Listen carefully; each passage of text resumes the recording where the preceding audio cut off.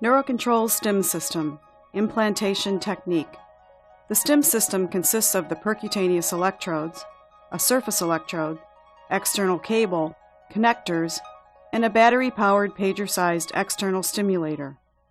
The glenohumeral joint is a multiaxial ball and socket synovial joint that depends on muscles rather than bones or ligaments for its support and integrity. Subluxation is initially palpated. This subject demonstrates 2 finger breaths, or approximately 20 millimeters of glenohumeral separation. Alcohol wipes are provided to clean the skin. Follow standard EMG procedures and universal precautions for exposure to blood and body fluids. EMG needles are supplied and are used to locate the optimal intramuscular site for stimulation. The 4 muscles to be implanted are the posterior deltoid, the supraspinatus, the middle deltoid, and the upper trapezius. Here, the middle deltoid demonstrates good muscle contraction.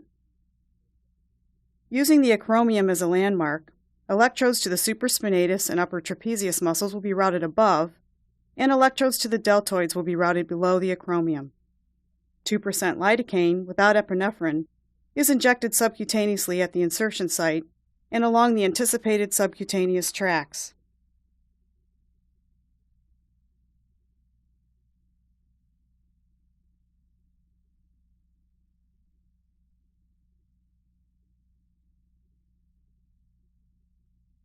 A skin entry site for the electrode can be created by gently widening the lidocaine needle's skin entry point.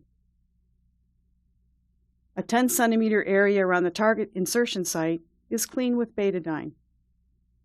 Sterile technique is required from this point on for implantation of the percutaneous electrodes. Using the EMG needle as a guide, the physician slowly advances the insertion needle subcutaneously from the skin entry site towards the motor point. Prior to insertion, a 30-degree bend was made to the insertion needle, with the bevel facing the direction of the bend, so that the advancing tip can be palpated while approaching the EMG needle marker. Rotate the insertion needle at its hub to locate the tip. When the tip of the insertion needle is near the EMG marker or close to the motor point, entry to the target muscle is started.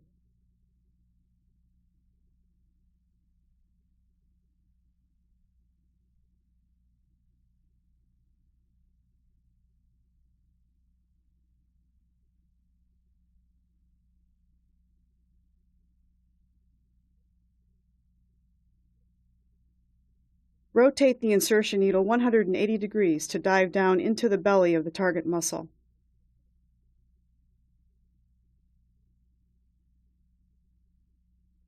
Using the test stimulator, the pulse duration is slowly increased until a visible or palpable muscle contraction occurs.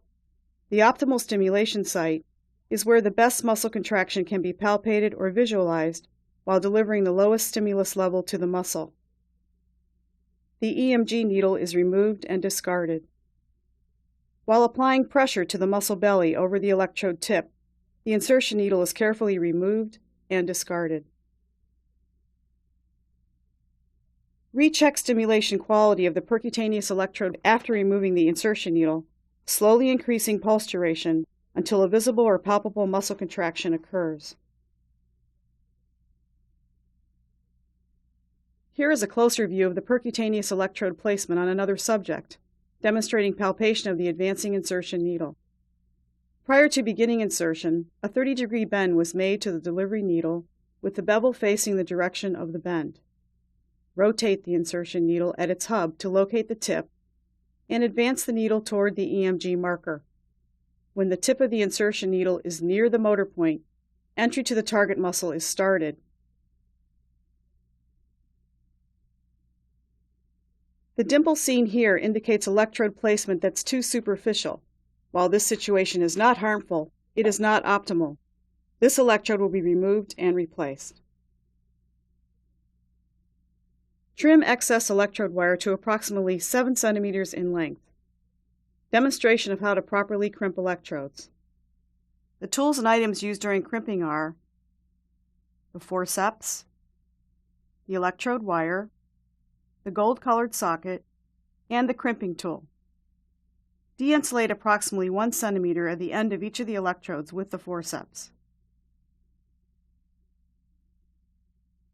Bend the de-insulated portion of each of the electrodes in half around the forceps, creating a wire loop.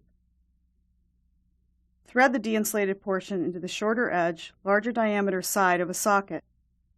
Push the electrode into the socket until it's almost through to the other side of the socket.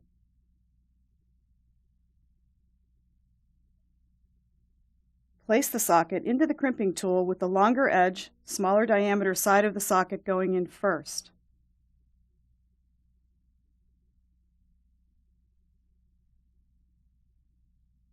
Squeeze the handles of the crimping tool completely to crimp the socket onto the electrode. Allow the handles of the crimping tool to open back up completely, and gently pull the socket and its attached electrode out of the tool. Repeat these steps for each of the other electrodes. Here is a demonstration of the technique on the subject. Using the forceps, gently remove approximately 1 centimeter of insulation from the terminal end of the electrode.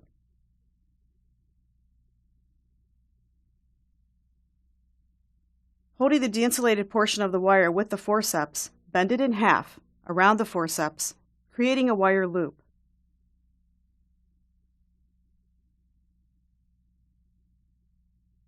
Thread the loop into the larger end of the gold-colored socket, pushing it through to the other side of the socket.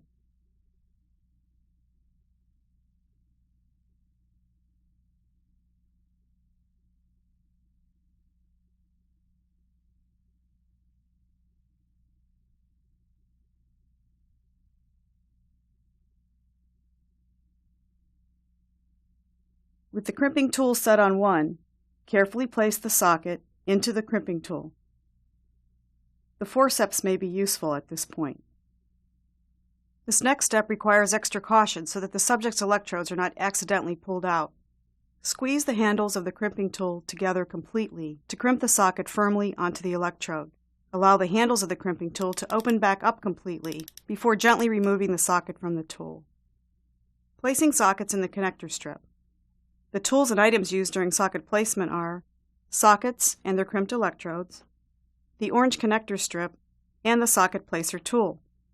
The connector strip has 13 holes or positions and is supplied with sockets preloaded into positions 2, 10, and 12. To place sockets into the connector strip, use the socket placer tool. Slide the orange connector strip into its track in the socket placer with arrows pointing down. Place each of the crimped sockets with attached electrodes into positions 3 for the posterior deltoid. Position number 4 is left blank so that the cable can be plugged in only one way. Position number 5 for the supraspinatus. Position number 6 for the middle deltoid. And position number 7 for the upper trapezius. Squeeze the handles of the socket placer together, snapping each of the sockets into the orange connector strip, moving the connector strip until all sockets are firmly in position. The finished connector strip should look like this after all sockets have been placed properly. Here is a demonstration of the technique on the subject. With arrows pointing down, the operator places the crimped electrodes into their designated positions in the orange connector strip.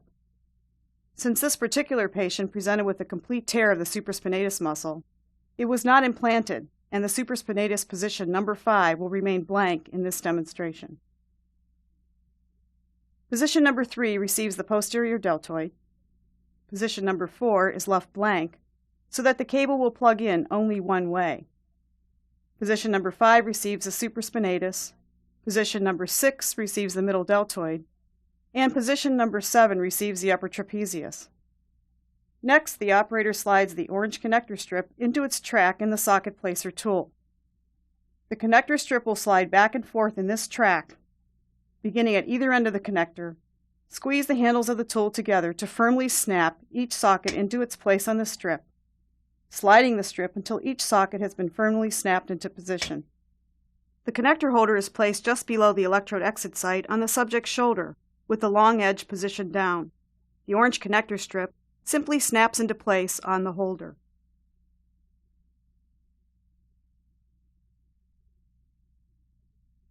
Carefully place the covering bandage so that the adhesive does not come into contact with the electrodes. The electrode wire should be placed under the cloth portion of the bandage.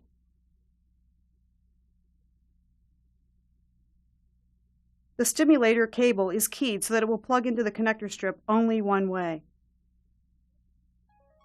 Neurocontrol Stim system is CE marked for distribution in Europe and under clinical investigation in the United States.